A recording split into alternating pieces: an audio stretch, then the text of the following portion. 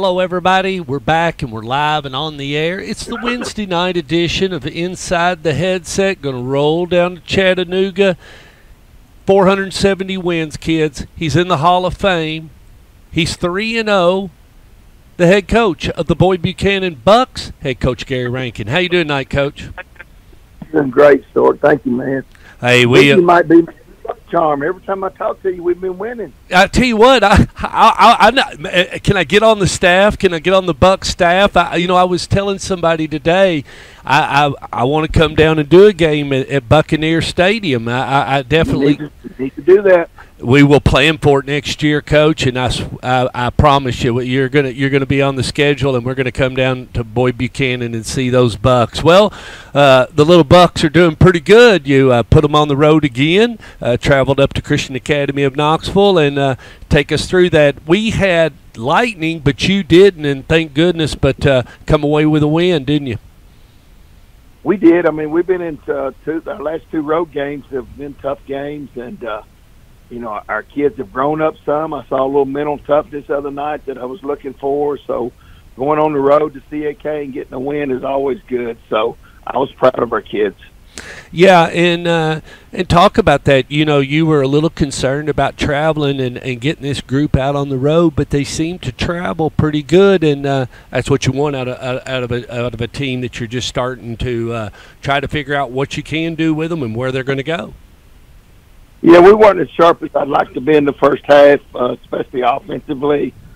We missed some opportunities, had some chances, but that's always going to be the case in high school football. I mean, we're striving for perfection, knowing we'll never get it. But defensively, we've really played well. Our defensive coaches, led by Jeremy Anderson, has just done a great job with our defense, and they're keeping us in the game that we can find some ways to score. So first half just didn't feel like your offense was there, clicking like it should, and then we had chances. We had some chances early, and our quarterbacks didn't play extremely well at all. And when that happens, it's tough. It's like your point guard being off or your baseball pitcher not being on. When the quarterbacks are struggling a little bit, it promotes some problems, and it's you got to find ways to score. So. We've got to do a better job in that area and making sure we're smooth. And so then the second half comes on, and you come back out. And how was your special team so far through the first half? It was pretty good. We gave up some field position on kickoff returns, but overall our kicking teams did a decent job. Well, no rest, and how did your weekend go? Did you? I'm sure you watched a little college football on Saturday. Then studied a little film on Sunday, or how'd your routine go? It was great. It was good to get college football back started. I'm a huge fan of college football, and I really enjoyed the weekend watching the games. And 2 weeks ago, I guess it was after our first game, a couple of our seniors were questioning us about practicing on that Monday, what time it was going to be. And for whatever reason, and this doesn't even sound like me, I told them we wouldn't practice at all if we were undefeated, which I wasn't expecting to roll in Monday being 3-0. So, they certainly reminded me of that Friday night after the game. But, and I made a deal with the kids, and they lived up to it. So we took Monday off as far as high school practice.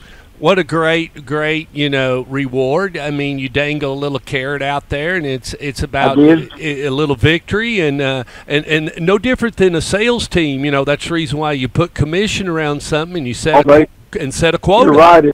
And they really started talking about it last week, and I had really actually forgot that I had opened my big mouth and told a couple of seniors that, but they reminded me about it last week, and they certainly deserve to get the day off. Well, you might have to find another carrot as we move into fall break between now and then, and see if you can't keep this going. But no doubt, going to have a game against Howard Tech, and Coach, I don't know a lot about Howard Tech, and I don't recall you ever playing Howard Tech. And tell us a little bit about Howard Tech. They're 1-2, and they won last week. They have some athletes. They're a school that has a lot of good athletes and stuff, and. They struggled at times, but they seem to be playing. I think they won last week. They just got players, and they're always dangerous. They can hurt you on kick returns. they got kids that can break and score the home run anytime. So always a lot of pressure on your defense when you play these kind of guys. And they're big and strong up front. Defensively, we'll probably have a little tough time blocking them consistently, but certainly got the guys that can make it tough on you. When has been so much some traditional where Howard Tech really made some noise over the years? When you think back, and I mean, you've been to help me here. Reggie White played there. You know, the great Reggie White that played at Tennessee and played for the Eagles was a graduate of there. So they've had their times during the years. They've grown some. They've gone up in the classification. That's been a little hard on them, but like I say, they've always got players that can make you work and give you some scary thoughts. Wow, I did not know the Minister of Defense was from Howard Tech. Played at Howard. Wow. And they won last week, like you said, and they beat King's Academy, so this isn't a game you're going to take lightly. No, it's not going to be an easy game for us, and we know that. And like I say, they're dangerous, and they can score on you at any time, so we're going to have to continue to play well and do the things right and play hard to go down to their place and pull out a win. Coach, congratulations on win number 470, and we wish you the best of luck on Friday night. And the oldest rivalry in the state is Friday night, and I know you'll be thinking about them. And you still got a little heart for that Tornado, as it'll be going into battle over at the big over against Marable. Great game, great rivalry. It has been for years and years and years. I really think Alcoa's got a shot this time. And we've had a shot in the last 5 or 6 years, so it'll be like it always is. It'll be a great game, great atmosphere, 2 great schools, 2 great teams, 2 great head coaches. And you always told me, Stork, you got enough. You always said, I've got enough gas to run for 3 quarters. When we get to the 4th quarter, it'll be just where that ball bounces and whether or not we're going to get it or they're going to get it or where we're going to kind of end. And you've been in several of them right up. I mean, where neither team scored at the start, heading into the 4th quarter. You've been scoreless, both of you. Well, we kept it close for a long time, and, sometimes it gets into a numbers game, and that's just the way it is. I mean, that's the reason they have those A's out by your school, So they usually had a little bit more depth than us, but there again, Alcoa, from our standpoint, we had a little more depth than some of the teams we were playing, so it hurt us against them, but it helps us against other people. But it's always a great game, great atmosphere. Oldest rivalry in the state of Tennessee in high school football. Coach, we'll talk to you next week on Inside the Headset, and thank you for joining us.